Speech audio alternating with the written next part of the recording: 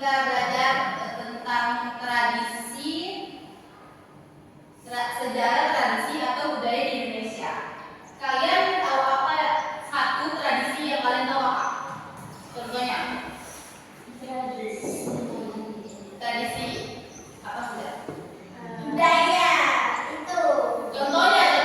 Kalau di Papua bakar batu.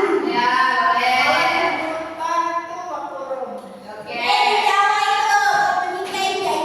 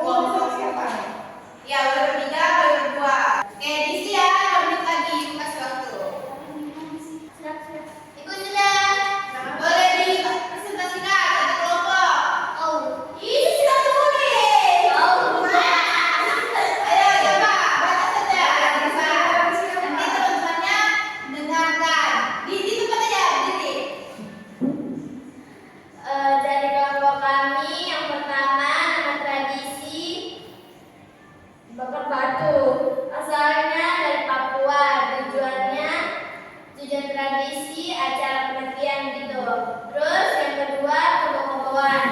Asal daerah Banyuwangi, tujuan tradisi terhindar dari penyakit. Ya, terima kasih. Oh, boleh dikumpul. Lupa ya.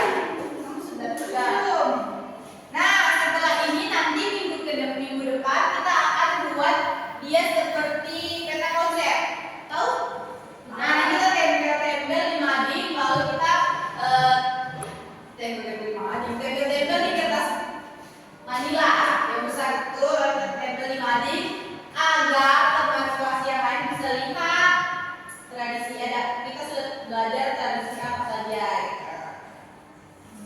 Nah, sudah selesai semuanya kerja kelompoknya.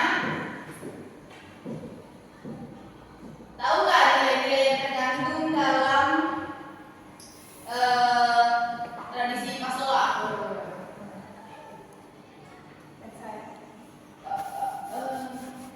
Ada yang tahu?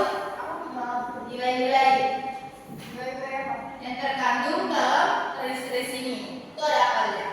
Seperti mungkin gotong royong, terus mungkin yang kayak batu itu kan rasa syukur karena sudah mengumpulkan hasil panennya mereka, itu rasa syukur. Lalu ada kebersamaan, bukan saling mengumpul tuh pas tradisinya. Lalu ada saling menghormati sesama tradisi, sama teman-teman, saudara. Ya, betul sekali. Nah, dalam Islam juga itu ada, kalau gotong royong itu contoh kayak bisa disebut dengan persaudaraan.